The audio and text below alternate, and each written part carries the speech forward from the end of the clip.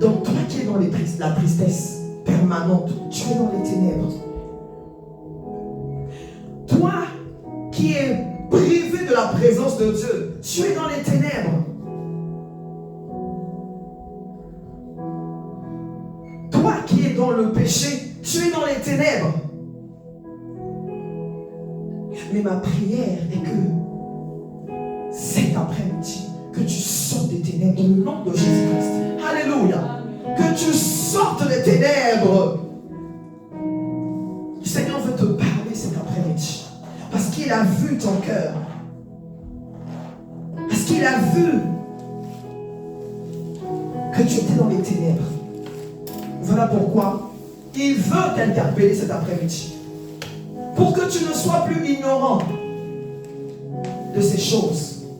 Pour que à chaque fois que tu seras dans cette atmosphère de tristesse, à chaque fois que tu te retrouveras dans le péché, je ne sais pas, tu te rends compte que tu es dans les ténèbres. Et je vous assure que l'on ne pourra plus vivre de la même manière. Amen. Tu ne pourras plus vivre. Lorsque la tristesse viendra, tu diras, arrière de moi tristesse. Parce que une âme qui est dans la tristesse et dans l'abattement, tu es faible. Quand tu es dans la tristesse, tu es affaibli. Ton esprit est affaibli. Ton être intérieur est affaibli. Et le diable peut bien te manipuler, peut bien te détruire. Quand tu es dans les ténèbres,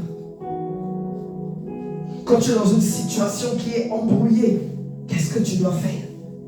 Tu dois t'arrêter et prier. Alléluia. Chercher la face de Dieu pour que tout devienne clair. Parce que lorsque tu es dans une situation embrouillée, tu es également dans les ténèbres.